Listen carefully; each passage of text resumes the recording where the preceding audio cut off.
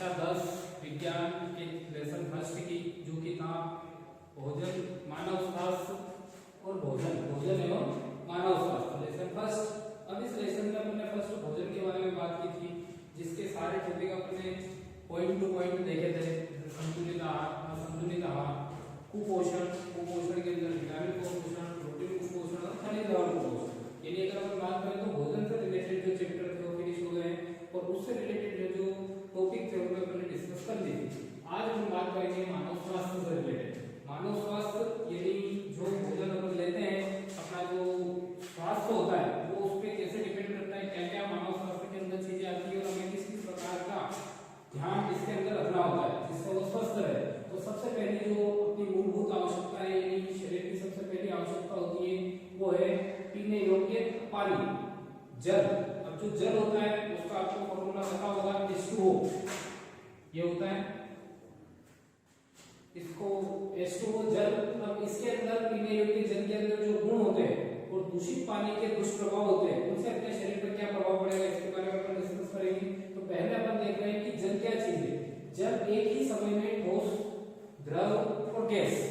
ठोस यानी बर्फ के रूप में, द्रव यानी जल के रूप में और गैस यानी जल वाष्प के रूप में पाई जाने वाला एक विशिष्ट पदार्थ है जो कि पृथ्वी पर पाया जाता है। और ये एक ही अवस्था में, तीनों अवस्था में, मतलब एक ही टाइम में तीनों अवस्था में अपने को मिल सकता है, ठोस, द्रव और गैस, जल वाष्प के रूप में। अब जो पीने योग्य जल होता है उसमें क्या क्या गुण होने चाहिए, यानी जो पानी हम पी रहे हैं, क्योंकि डायरेक्टली अपने शरीर में सबसे पहले जो पानी हम पीते हैं अगर वो दूषित होगा तो डायरेक्ट अपने हेल्थ पे उसके विपरीत प्रभाव पड़ता है। और जल एक बहुत उपयोगी उपापचय क्रियाओं के लिए, शरीर की बहुत सारी क्रियाओं के लिए बहुत आवश्यक होता है।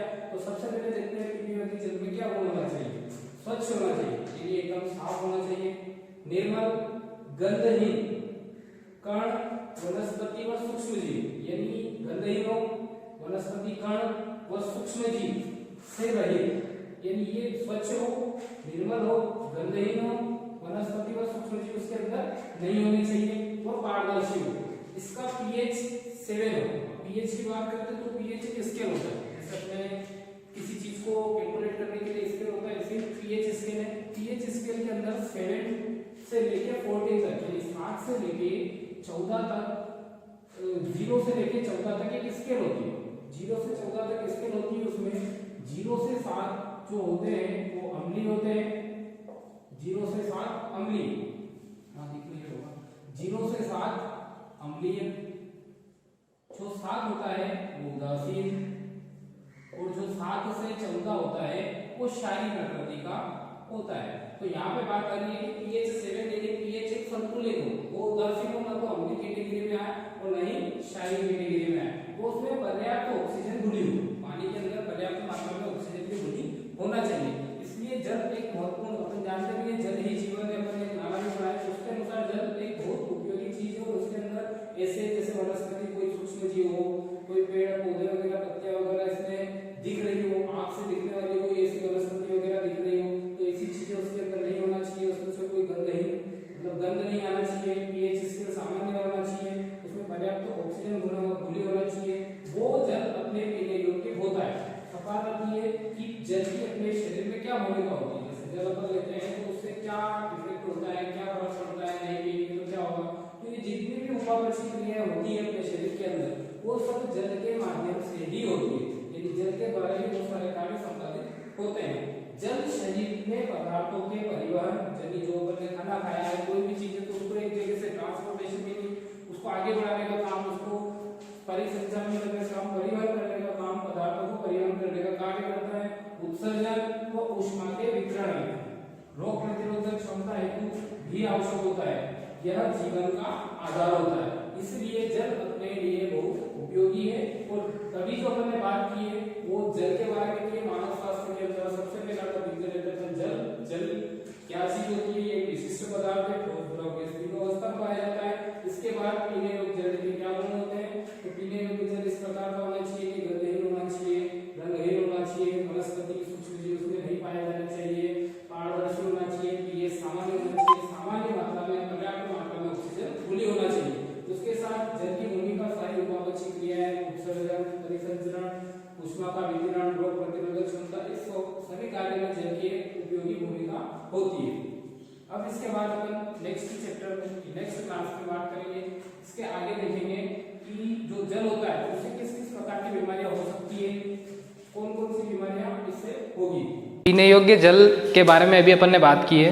पीने योग्य जल के बाद जो प्रमुख जल से होने वाले रोग है अपन उसके बारे में बात करेंगे।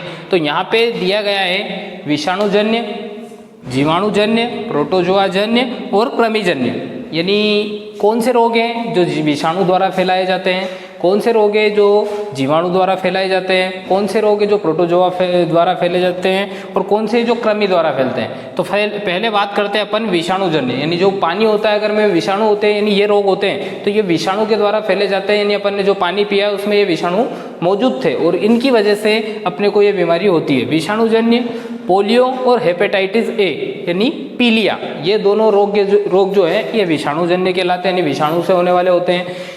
जीवाणुजन्य हैजा और टाइफाइड, अगर ये दो बीमारी है तो ये दोनों जीवाणु यानी पानी के साथ जीवाणु शरीर के अंदर प्रवेश कर जाते हैं और उससे अपने को ये बीमारी होती है। प्रोटोजोआजन्य अमीबिया पेचिस और कृमिजन्य बाला या नारू रोग। अब अपन इसके बाद बात करते हैं कि ये जो कृमिजन्य, क्योंकि ये बोर्ड एग्जाम से रिलेटेड और अदर कंपटीशन एग्जाम से रिलेटेड बहुत सारी जगह पूछे जाते हैं कि कौन से विषाणु से फैलने वाले रोग है, कौन से जीवाणु से फैलने वाले रोग है, कौन से कृमिजन्य है, इस प्रकार से। तो आपको सारा ध्यान रखना है और सबसे इंपॉर्टेंट जो है इसमें कृमिजन्य बाला रोग या नारू रोग जिसको कहा जाता है। तो अपन बात करते हैं बाला या नारू रोग, ये क्या चीज है। ये राजस्थान की एक पहले, अब तो खत्म हो चुकी है, लेकिन पहले एक बहुत गंभीर समस्या हुआ करती थी इसका, जिसके द्वारा यानी रोगजनक किसके द्वारा फैलती है तो वो होता है गोल कृमि और उसका नाम होता है ड्रैकनकुलस मेडिनेसिस। कितनी बार बोर्ड एग्जाम में पूछा गया है कि जो नारू रोग का रोगजनक क्या होता है, तो उसमें आपको कभी कृमि भी कह सकते हो और ड्रैकनकुलस मेडिनेसिस अगर साइंटिस्ट नेम पूछा जाए तो आपको वो बताना होता है।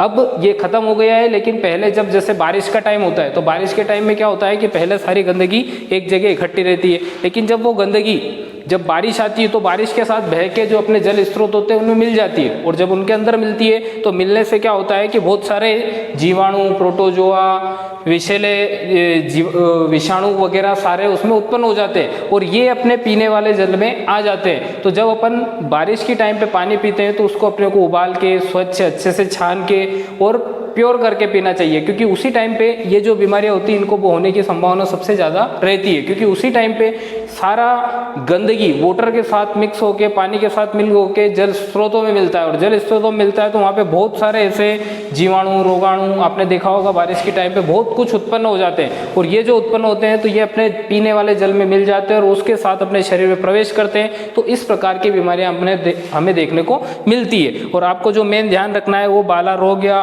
नारू रोग का रोगजनक गोल कृमि ड्रैकनकुलस मेडिनेसिस जिसका नाम है और बोर्ड के अकॉर्डिंग पूछा भी गया क्वेश्चन है पिछली बार। अब इसके बाद अगर अपन बात करें तो इसके बाद आता है एक मोटापा, यानी मानव स्वास्थ्य की बात कर रहे हैं तो मोटापा इसी के अंदर बताया गया है कि मोटापा क्या है।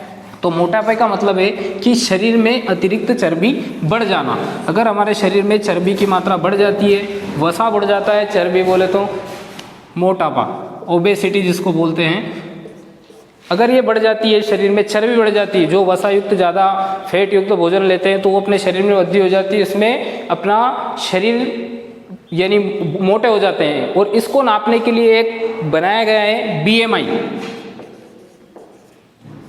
जिसको बोलते हैं अपन शरीर भार सूचकांक, शरीर भार सूचकांक, इंग्लिश में बॉडी मास इंडेक्स। ये अपने शरीर के भार के अनुपात के बारे में होता है, यानी 25 किलोग्राम पर मीटर स्क्वायर सामान्य स्थिति होती है,